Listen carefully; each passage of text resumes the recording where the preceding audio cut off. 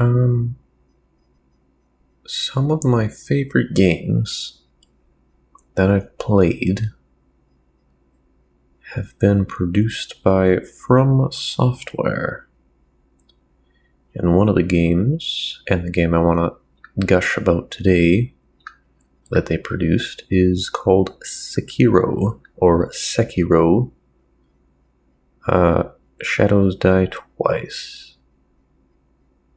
From Software is known for making hard games, really hard games. Games that have no qualms about killing you and then telling you to try again, forcing you to get basically learn the boss patterns, but every time you fail, you die. It gets really challenging. It's punishing beyond most games that are made these days. Well, not these days.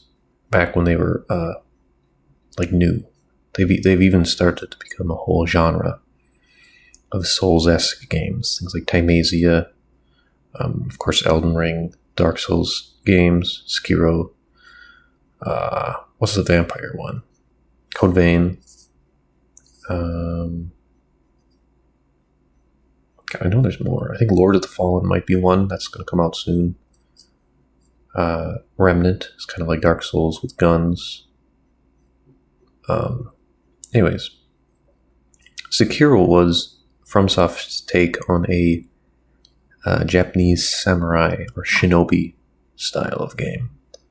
It was my first PlayStation game that I played. I was usually a Nintendo fanboy until I finally bought a PS4. That was my first game. Oh my goodness. What a game. I'll be honest, I wasn't too invested in the story of Sekiro.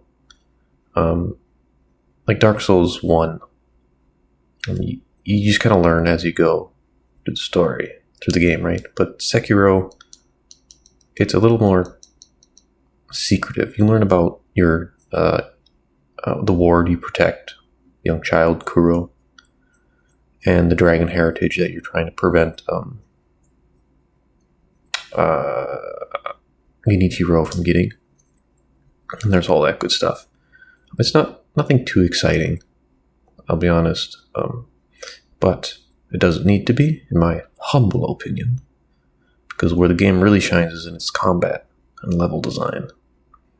Something that I've always, to me, makes or breaks a game.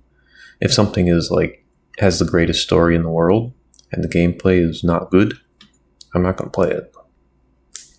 And even if the story is not very good, I guess I don't really want to name something to throw on their bus.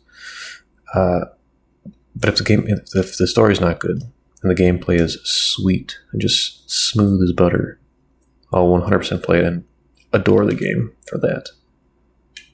Oops, I just broke my thing. Sekiro, I have seen some lore videos, and I do know a little bit of the lore. And it is good. It's well written, but I just never was interested in it, so I'm not really going to talk about it. But I still want to kind of appreciate the game and maybe convince other people to play it. So, you start out as a shinobi who has been kind of forgotten, and you're in the back down a well behind this building. And a lady drops you a note telling you that your ward needs help. And basically, pull yourself together, mate. So you climb out of the hole, and you help your Lord Kuro, who's a young boy. Probably around 13? Maybe? It's kind of hard to tell. But you help him escape through a secret passageway until you run into Genichiro. So your ward is immortal. He has the power of the dragon heritage, and he can... I guess I'm not exactly sure how it works with Kuro, but basically he can't die, and I don't think he can even be wounded. It's very strong, but he has no fighting capabilities or prowess, right? So he relies on his shinobi, who is our avatar for this game, called Wolf.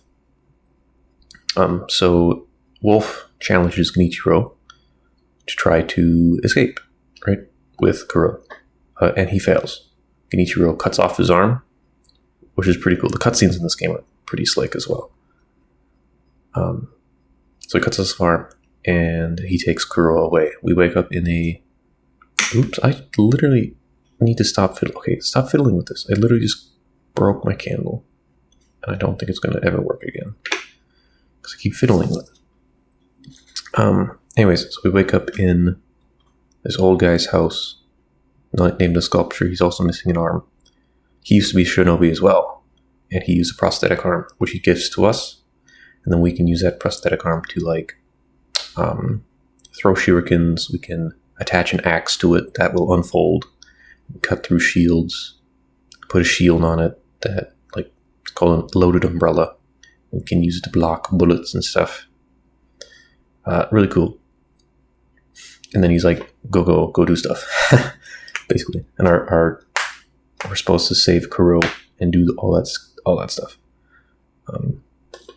But again, that's just kind of the story, and it gets pretty weird sometimes. Some of the enemies you fight, like the dragon tree thing, it's a cool reflection of Sekiro as we're fighting it, but at the same time, it is a little odd. And it's much more of a cinematic fight than an actual difficult fight, especially in the first phase. There's a little hint thing, or a little extra mechanic where you can execute a bunch of the adds at the beginning really swiftly by doing an aerial death blow on them. They're pretty cool. Being a ninja stealth shinobi game, though, there's a new mechanic. I think Sekiro was at least the first one that I saw that had this mechanic, where if you attack an enemy while they're unaware, you can instantly kill them or deplete their health to 0. Really interesting, and you'd think that would make stealth the only way to go about fighting enemies, and the only way to get through areas, right? Because it's super duper strong, and it is definitely encouraged. There's a lot of routes you can take around the rooms to areas on the level that you can kill everybody one by one without anybody else noticing. And it helps that enemies don't notice dead bodies. Do they? I don't think they do. It has been a hot minute since I've played it, which is good. It's not very realistic, but based on how the game plays, it would be really boring just to have to sit in like a brush waiting for people to stop looking for you, kind of like in Metal Gear, except that's a different style of game because you have guns and stuff, and trank stuff, and blah blah blah blah. Anyways, so you can do that if you want, or you can go in sword blazing, because the combat is excellent. There are 2 health bars. A lot of games are starting to do this as well, and I don't know if Sekiro was first. I don't think it was, because God of War kind of did something as well with this mechanic where you can, if you beat them up enough and deal enough posture damage, you could instantly execute the enemy. So you can either swing at them with your sword, which deals health damage, or you can like deflect stuff and hit them with an axe and blah blah blah to deal the posture damage. Either way, usually posture is faster. Some enemies' health is faster. It all kind of depends on who you're fighting. But yeah, that mechanic is so buttery smooth, and the combat is so slick. That just makes you keep wanting to play over and over and over again. Deflect sounds, the audio throughout the game is wonderful. They pull a bunch of stuff. Bandai Namco does, or not Bandai Namco. FromSoft does this a lot, where they pull audio from other games that they've made. So you have, and their audio is always fantastic. And I think they know it because they keep reusing audios. So there's a bit of that in there. The deflect sound is a beautiful ping. I don't even know where I'm going with this right now. It's a great game. The bosses are the big highlights, though, of the game. It has it has a super unique leveling system, because in previous Souls games, if you're having trouble, you can just farm around the area, maybe upgrade your weapon with Titanite, or you can level up your character with souls and then you can fight enemies and bosses with stronger equipment or stronger self, or you can just go to different areas. Kill the bosses there if they have less health or less deal less damage, and come back to different areas. Not so in Sekiro. In Sekiro, it's very intentional so when you kill a main boss, then you upgrade your weapon with their remembrance. Basically the memory of beating an extraordinary foe. So like when you fight Yonu, what's his name? Oniwa? Yonu Oniwa, I think is his name. He's like the first boss, and there really isn't any other way to go. You have to kill him to continue through the main game. Like there's no, like in Dark Souls 1, you can sneak around the Darkroot Garden if you don't want to kill the Taurus Demon. You can skip Gaping Dragon, you can skip Capra, you can go down to Quelaag right away. Stuff like that. But in this game, you have to kill Yonu in order to, 1, level up your weapon, and 2, continue. And skills in this game aren't, like you can't level like you can in Dark Souls, where you just put it into stats and your numbers go up. In Sekiro, you have like a skill tree. Some of the things like increased item drops, maybe you can do a Miriki counter, which if you dash forwards onto a thrust attack, you can step on the blade and deal a butt ton of posture damage. It's really cool. And every boss is super unique. It's the epitome of get good, I think, in video games, because there's no way to get better. You have to prove yourself. You have to learn the boss, and you have to defeat the boss as you are now. Otherwise, you can't continue. I think that's really cool, and that's what pretty much most of the bosses, up until Genichiro, because Genichiro, you can either fight Genichiro or you can sneak down into the Ashina depths and fight the old monk. So there's 2 places you can go for the main boss. Actually, no, there's 3 places you can go for main bosses. You can fight Lady Butterfly, Genichiro, or the old monk. The old monk is hardest. Lady Butterfly would probably be the easiest, and Genichiro would be right in the middle. And technically, there's 3 endings as well. Is there 3 or 4? I think there's 3. So you don't have to kill Butterfly or Old Monk, technically, but if you want to play the full game, you definitely should. And Genichiro is, oh my gosh, there's so many secret, I don't want to spoil it, because I still want you to play the game. But when you're fighting Genichiro and you like beat him, and then he goes into phase 2, and you're just like, what now? It's so cool. Speaking of phases though, so bosses have posture and the health bar as well, just like the enemies. And if you fill up your boss's posture, you can death blow them and kill their entire health bar in one blow, which is cool. It's hard to do. It sounds easier when I'm saying it instead of actually doing it in the game. So it sounds easy to do, but once you deplete that health bar, there's a couple dots next to their name, and that signifies how many full health bars they have. So most bosses have 2. Some of them only have 1, like the ape in the where is it? The Buddhist Valley, can't remember what it's called. And then some of them, like the true old monk or the true corrupted monk, have 3. Or the final boss, like the true final boss, has 3, which is really difficult, bloody insane, but so fun. Some bosses, like the monkey, the guardian ape, he's more of a health fight, unless you know a little secret about him. He's more of a health fight, where you're not really focused on parrying, you're more focused on using your sword to get his health down. Or somebody like Genichiro is kind of more focused on the posture, where if you can deflect enough of his attacks, make him deflect enough of your attacks, you'll eventually be able to death blow him and take him down. Oh, it's so cool. It's so cool.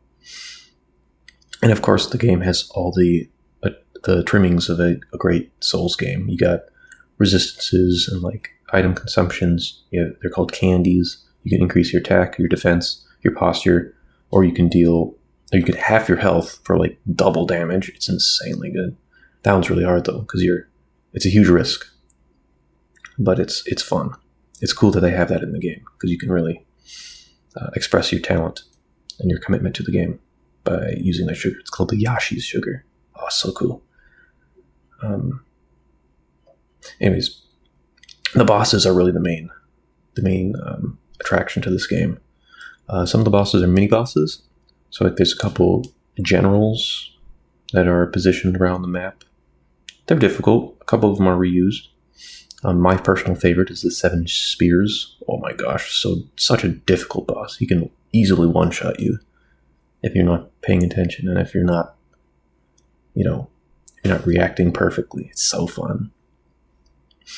I think there's 2 of that one. But the second encounter is really difficult, really very different, very fun. And then the main bosses are the ones that give you attack upgrades. So like Oniwa, Genichiro, Lady Butterfly. I don't want to spoil that one. Who else is there? The Guardian Ape, the True Monk, or Corrupted Monk and the True Monk. The Divine Dragon. Yeah. There's a couple stinkers. There's always a couple stinker bosses in Souls games. For this, in Sekiro, it would probably be the Blazing Bull. There's one of them that's a required Blazing Bull, and there's one of them in the palace, Fountainhead Palace. It's technically optional that you can find and kill. They're kind of stinkers. They're not very fun. They kind of run in circles, and you have to chase them down and poke them in the butt, or you have to meet them head on and risk just basically getting run over. And because they have fire on their horns, hence the Blazing Bull, they have fire, like bundles of straw tape or wrapped through their horns, and they're on fire. And even if you perfect parry it, the fire deals chip damage to you. So it's not very satisfying. And it's just a big animal. So it's not very bright, and it reflects at it. It definitely feels like you're fighting a bull, which I think they did a good job. It's just that the fight is very lackluster. It feels more like a chore to kill that thing. There's a couple ways you can cheese it, but it's just not very satisfying. Especially when you have like the highs, like fighting Genichiro, where you finally defeat him. It just feels like you've conquered the world. It's so great. And then the bull's just kind of stinky. It's so cool. What a great game.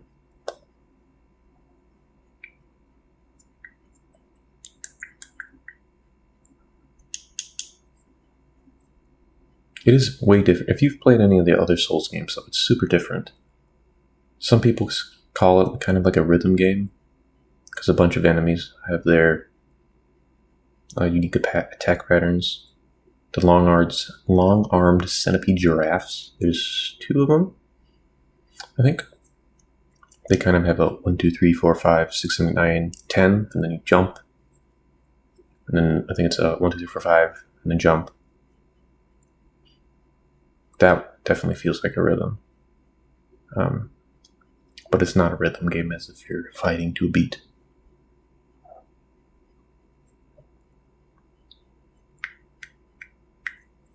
Speaking of jumping, though, you can jump, and you can grapple around, which is cool. Makes the game super fluid and fast. Something that keeps the combat from not getting stale is the... what are they called?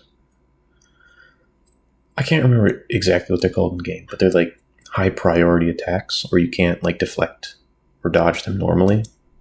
Because you have invincibility on your dash, right? But if you get hit by a sweeping attack, and even if you invincibility through it, you'll still get hit.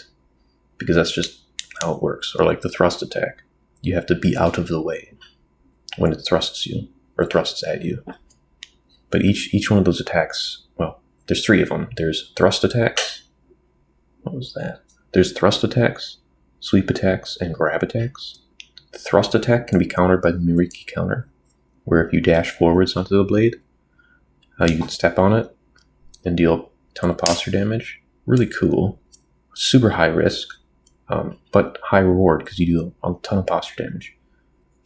And then there's the sweep, which is exactly what it sounds. And to get over that, you jump. And then as you're jumping, if you jump again, you can kick the opponent in the face and deal, again, a bunch of posture damage. The only one that feels a bit cheap is the grab attack. Because the only thing you can do the only thing you can do against grab attacks is just run away, really. And just get out of the way. The worst contender is the Guardian Ape. He has this massive jumping grab where you just have to book it and just hope that he's not close to you. The Chained Ogre also has some pretty atrocious grab hitboxes where it feels really unfair. I find the best thing to do against both the Chained Ogre and the Guardian Ape is just kind of hug their butt. When they're doing the grab, just kind of run around them in circles. And then when the hitbox comes out, try to be directly behind them. Easier said than done. But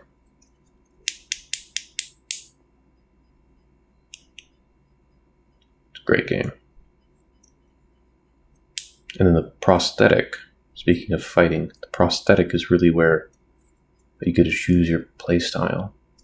Because FromSoft games are known for, being RPGs, and you can use a greatsword, you can use a bow. Well, maybe not a bow, but you can use a greatsword, you can use magic, you can pyromancy, miracles, clubs. In Sekiro, you only get it's called Sabimaru? Kusabimaru? Something like that. You get a katana, right? Because he's a shinobi. And that's your primary weapon. But you can still kind of choose a playstyle based on what your prosthetic arm is equipped with. You can throw shurikens, that's my favorite. You can have a poison blade that will apply poison.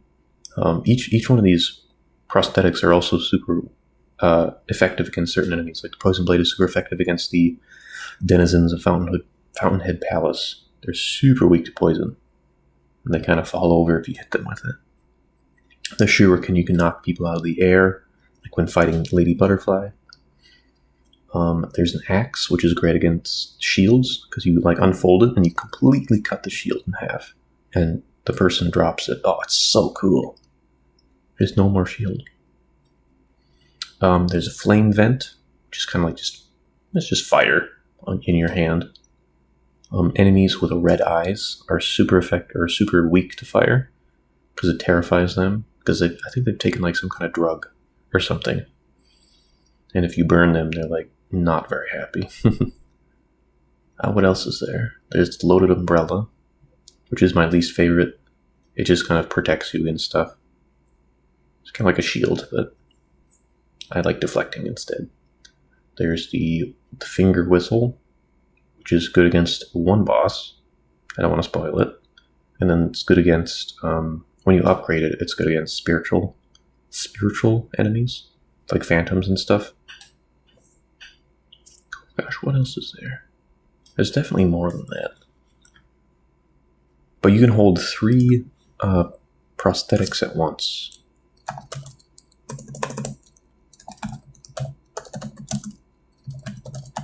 And then you can switch between them.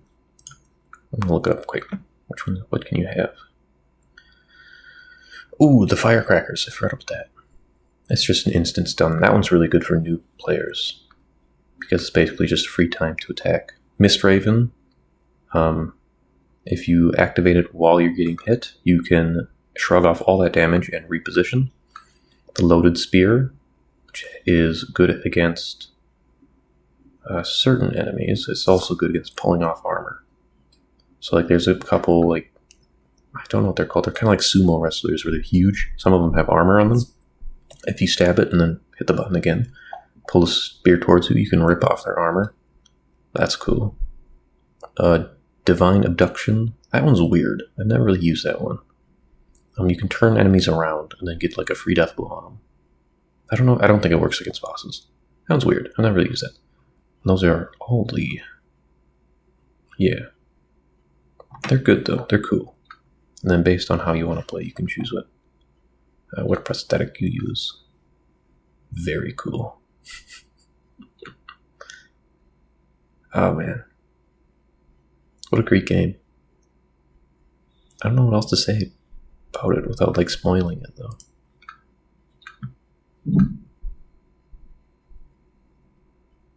Just go play it. If you can. And of course the speedruns are really fun. I'm a huge speedrunner. Alright, I enjoy it. I'm not great at it. I'm more of an amateur, but watching speedruns, watching the game just absolutely taken apart by somebody who's really good at it is always fun. And of course I've tried speedrunning it a little time myself, but I don't use glitches. I do glitchless usually. It's so fun. So yeah, just me rambling about Sekiro, I guess. Go play it. Goodbye.